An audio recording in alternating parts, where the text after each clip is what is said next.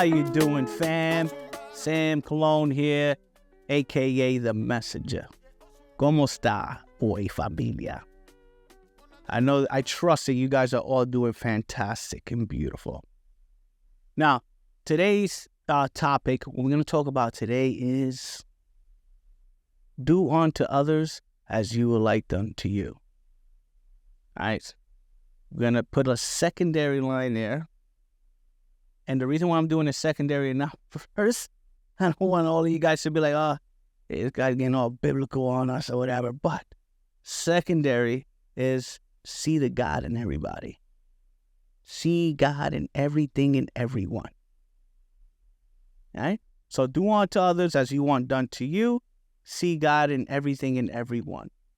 Now, this topic, if you guys see all the other videos, every now and then I'll plug in what we call God or the universe and source and into different things that I'm sharing.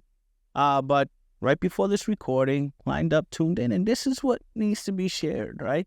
And so this particular thing will change everything. Your relationship with yourself, your relationship with everything and everyone, and also will make your life so yum, yum, yum, yum, delicious. Like next level delicious. Like beautiful. Like magic. Right? And so, just give you a quick story. I practice this. Now, I can't say that I'm perfect at it, right? Because I still get overwhelmed. I still get things coming at me. But I have the tools to come back to this, which is a beautiful thing. Okay? Now, the other day, first of all, my daughter, she's beautiful. I love her so much. She's at home right now. Her name is Air. Now, she's going to be 4. She'll be 4 in December, right? And she's really attached to me, right? Now, it's my fault because she's the last one right now. She's our 6th. She's the youngest. My oldest is 18. And, throughout my life, I recognize that these younger years are they're priceless. They're beautiful, and you don't get them back, right? And so I literally took off probably for 2 years from she was born, from work, from business, did very little business, the minimum, so that I could spend time with her, right? And so when she wakes up, she sees my face, so that I could put her on my chest and I could emanate and vibrate love to her, right? And have her encapsulated in that energy of love. Fast forward to today, she's super attached, right? And so I'm in the office, she wants to go in the office. I wake up, I'm in the kitchen, she wants to go in the kitchen. I go to the back, do a little meditation, she wants to come with daddy. I go upstairs, she wants to come with daddy. Now, I love that. However, I'm going to be honest with you. There are some times it's like daddy's like, everybody, including your little cute ass, leave me the fuck alone. Give me some time. Give me a moment, right? And so the other day was one of those days. And so I caught myself, I'm in the bathroom, keeping it real with you guys, trying to take a shit, right? And so she comes to the door. She's like, nicely at first, boom, boom, daddy. I'm like, what's up, sweetie? Let me in. I'm like, mama, I'm trying to use the bathroom. Nah, let me in. Mama, I'm trying to take a poop right now.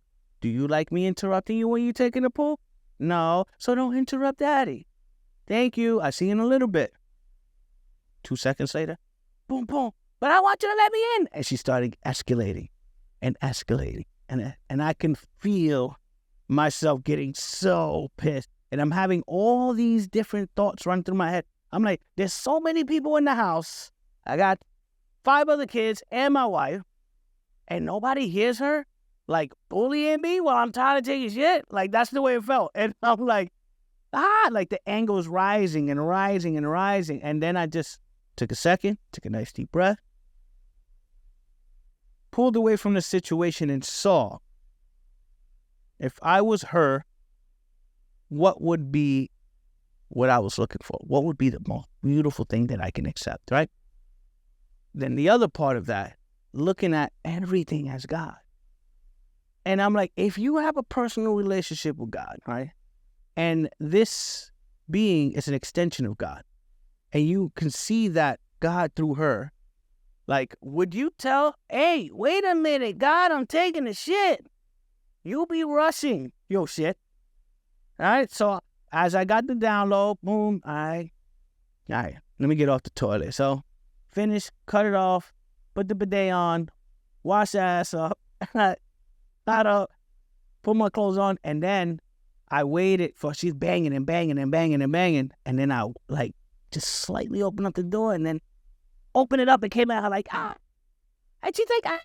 And she runs on the bed and we start playing and I'm tossing her around and tickling her and playing around with her because I realized that's what she wanted. But I only did that because I thought about it. I thought about what is she looking for versus being stuck in what I was feeling. That what about me, right? That thing of like that we are honestly indoctrinated with, right? Where everywhere is programmed to have you thinking, what about me, right? And even the things that we do in our lives, like the self-development and the trying to be big in business and create that, it's all about getting that attention because what about me, right? And so I took the time to understand, okay, what is she looking for? And when I realized, I'm like, I can do that.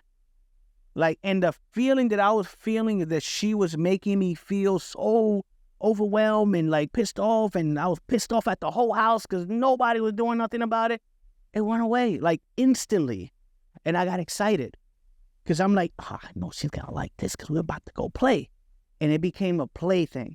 And so I stood literally like 20 minutes where we are playing on the bed. I'm tickling her and this and that. Then her mom comes up and she's in there. And now we're all three of us playing and she's messing around with both of us. And like the energy just shifted. I no longer felt what I was feeling, which was like a straight victim in the situation. I actually was excited to get off the toilet and go play with her. And it created not just a beautiful situation for me and her, but now her mom came in. And now her mom was involved, right? And now we're all playing. And, you know, straight transparency, I've been in this situation before. And when I'm not thinking and being that connection, what happens is that victim comes out of that bathroom. And so I pick her up and I maintain, even though I'm energetically not it, but I maintain a straight, okay, honey, this and that, put it down. And the first thing I go is like, babe, like, you don't hear her, bro? She practically knocking the door down. And I'm trying to use the bathroom, like, come on, please, blah, blah, blah. And if I see my daughter, and babe, you don't hear her knocking the door? Like, come on. Like, and for the most part, they do, you know, like when they hear her doing that, they'll come and they'll assist. But in this particular situation, it wasn't it, right? But this was for me to learn. This is for me to have a learning experience that I could recognize, do unto others as I was want done to me, right? So if I was her, what would I want? What am I looking for? Well, my dad's attention. I want to play. I want to be like in that space of play. That's what I felt that she needed. That's what I felt she was calling. So I surrendered to that. And I became like it's the channel to produce this environment and this reality for her to experience that. And to be quite honest, it was way better than what I was feeling before. I felt happy. And after we finished playing, that whole giddy and laughter and lightness that I got from playing around with her and playing around with my wife, that went through the night, right? When I went to bed, I slept like a baby. And so I invite you to think about your actions. Think about the things that you're doing. Think about the words that are coming out of your mouth. Think about how, like, this person, I'm going to say, is a reflection of you, right? Think about how can I treat this brother or this sister as if it was me? If I was them, what is this part of God trying to create in this very moment? And surrendering myself to creating that, if you want to say, that perfect situation at that point in time, right? Not allowing myself to get into what about me, but actually thinking about the other person. And I know it sounds counterintuitive because a lot of people, there's another video that I spoke about that you got to work on you first. Like when you're on the plane and they're telling you to put the mask on, like you got to put your mask on first before you can help somebody else put their mask on, right? Now, there are situations that this is it, where you got to work on you, right? But the working on you is going to help you realize that, hold on, wait a minute. Like, yeah, I worked on me so that I could have the realization to do unto others as if they were me. And now you have that realization, you know better, you do better, and you bring that into your life. And so when you have that and you walk in that, now let's throw a little bit of science in there. Now your reticular activator system is looking for these opportunities for you to be present, to treat others as yourself. Right? Now you're looking at everything in those set of lens instead of looking at things as a victim. And when you wake up with those lens set and that reticular activator system wakes you up with that, you motivated. You are motivated because it's an excitement. And I tell you what, man, I could be so tired. Like right now, like today, I was just off camera. I'm saying, like, I went to sleep like at 3:30, 4 o'clock last night because I was up hanging out with my wife. But I had to get up early because I had things to do, and then I had to go to train, and then I had to come to the studio. So I was tired. But there are things that, you know, when there's some techniques and breath work that I was sharing off camera as well that lights up the energy in my body so that I can be focused now and be able to channel and bring you this information. But it's because of how I see you. If I didn't, it doesn't matter what motivation is on the other side. Like, for me at least, if I'm tired, I'm tired. But the fact that I see what I see in you, I see God in everything. And I want to treat you as I'm treating myself if I am in a certain situation, in a certain circumstance, and I'm looking for a message.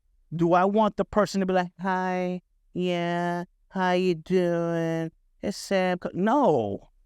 I want that person to be fully present, bringing that energy that my soul is calling for, right? And that's me treating you as a reflection of me, treating you as myself, right? And seeing God in you and in everything. It's the same thing when you're out in nature, right? So we talked about the human element now, but when you're out in nature, a lot of people say, oh, get out in nature, get out in nature, get out in nature. And yes, nature has a resonance that if you're, you're grounding and you're in it, it just changes you. Like if you can go on to the end of the ocean where the ocean is, rushing into the sand and the negative ions there, they change you, they shift you. But there's another level of intimacy that you can have with nature when you see God in that nature. Like you can see the life in that tree. It's just not just, okay, that tree's alive. No. You see, sense, and feel the life in that tree. It's the same thing when you're at the beach. You see, sense, and feel the life in the ocean, right? And there's a certain level of intimacy when you see God in everything. You look at the sky and the clouds, and you can just see God in that too. And there's a certain level of intimacy that comes along with that just shifts the energy within you and all around you. And now that connection that you're having with everything, you starts to like create a connection within yourself, with you. And so when you have that realization that everything is God, and there's a lot more to this aspect, right? Because some people, what do you mean? Everybody's God and this and that, and you blasphemy and want to stone somebody and crucify them and all this shit. But, like, listen, just take a little sprinkle of that and allow your spirit to, like, mull on that and feel that. And when you realize the truth, that God is all and everything is God, when you realize that, and there's another layer to that I want to throw in because I think it's important, and it's nothing and everything at the same time. The Alpha and Omega, right? So there's this element when you have that realization and you have that connection and that knowing that you start to see things differently. And I'm not telling you life is going to be perfect. Like, it's not like life is going to be, oh, it's perfect because I see everything as God and I treat everybody as a reflection of self. Negativo. That's not the way it works. But I can tell you this, your navigation to this journey that we call life will be completely different. Like you'll see things differently. You'll behave and react, respond differently to things. And you almost like invite certain things into your life because you're looking at it like, how can this be of service versus like, oh, this is going to hurt me. Right? Because when you realize when you are navigating through things and overcome them and you shift that within yourself, you also shift that within your reality. And that reality is attached to multiple realities, which is attachment to the collective. And when you realize that the work you're doing is affecting everything and everyone, because everything is one, then you also have a different set of lens. All right. So again, multiple layers to this, but I wanted to share this message because that's what came through off camera as I was meditating, that for me to make this invitation to you, right? To treat others as you would want others to treat you, right? And to also at least try to see the God in everything and everyone. Because if you truly believe, which a lot of religions do, that God is everything, right? If you believe God is everything, then why God can't be in me? Why God can't be in you? Why God can't be in the tree? Why God can't be in the dog and the cat? If God is everything.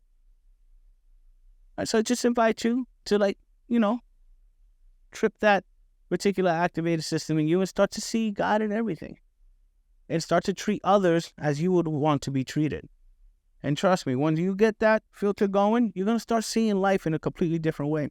And when you invite that and you start to see the results, the impact, the contribution that you be, just because you be in this state, then it's going to excite the shit out.